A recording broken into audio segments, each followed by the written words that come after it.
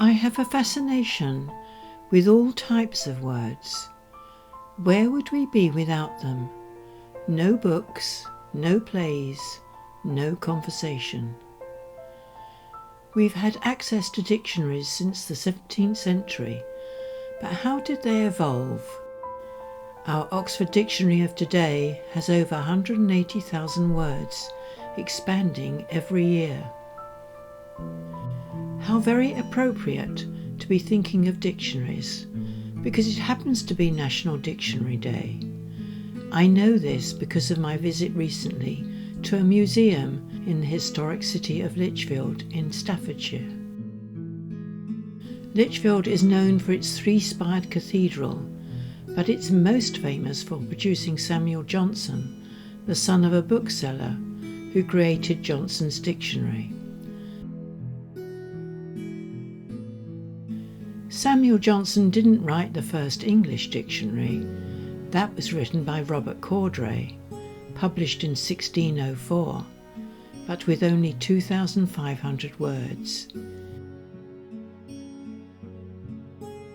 On investigation, I soon realised it had been a long struggle for Johnson's dictionary to be published when I visited his birthplace. Samuel started life as a very sickly child, but was very bright.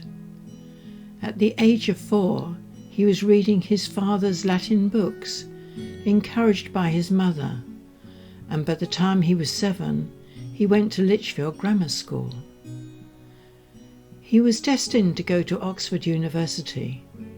Unfortunately, money was short. Samuel had to be content to help his father stitch books in the bookshop. At the age of 19, an unexpected legacy gave him the opportunity to go to Pembroke College in Oxford, but Samuel was only there for 13 months due to lack of funds, and left without the degree he so desperately wanted. He returned home and at this stage had no thoughts of writing a dictionary. He sought to make a living writing and wrote several essays and translated Voyage to Abyssinia, but his literary career was very much in the balance. An unlikely marriage at the age of 25 gave him more openings, as money from his wife allowed them to set off to London, where he continued his writing. Samuel made lasting acquaintances with the literary world of publishers, who, fortunately for Samuel, had decided there was a need for an English dictionary, as both Italy and France had already published dictionaries. The Italian dictionary, Vocabolario Italiano, was produced by John Florio, but the French dictionary had a slow start, with several young men having secret meetings, founding Académie Française, which eventually produced Dictionnaire de l'Académie. After talking with the publishers about the idea of a dictionary, it was with great enthusiasm that Samuel Johnson signed a contract to put together a comprehensive dictionary. He claimed it could be done in 3 years and would be a dictionary like no other, will be rich in quotations and full of the traces of the finest minds.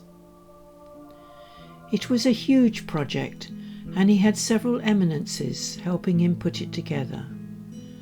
The undertaking was not easily achieved. There were banks of entries, and he found verbs to be his most difficult task.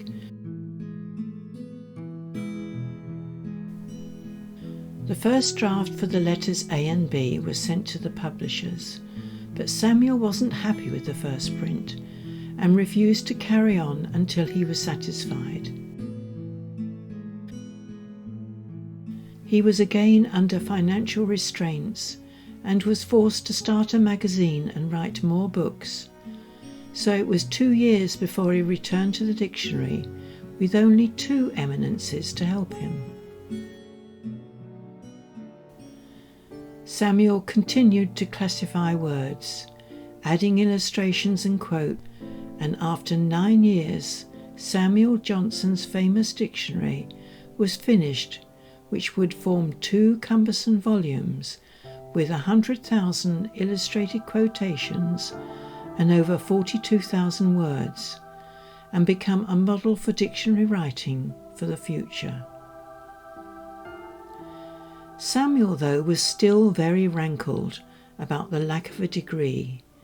He felt he needed some sort of badge of his academic credentials to lend credibility to his publication, so badgered some of his Oxford contacts, and, until acknowledgment was made on the front page of the dictionary, he would not allow publication.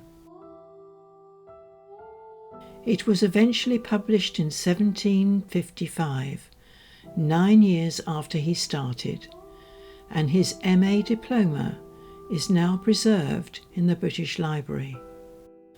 Dr. Johnson can justly be known as the Dictionary Man. I believe I knew very well what I was undertaking. I believe I knew very well how to do it. And I believe I did it very well.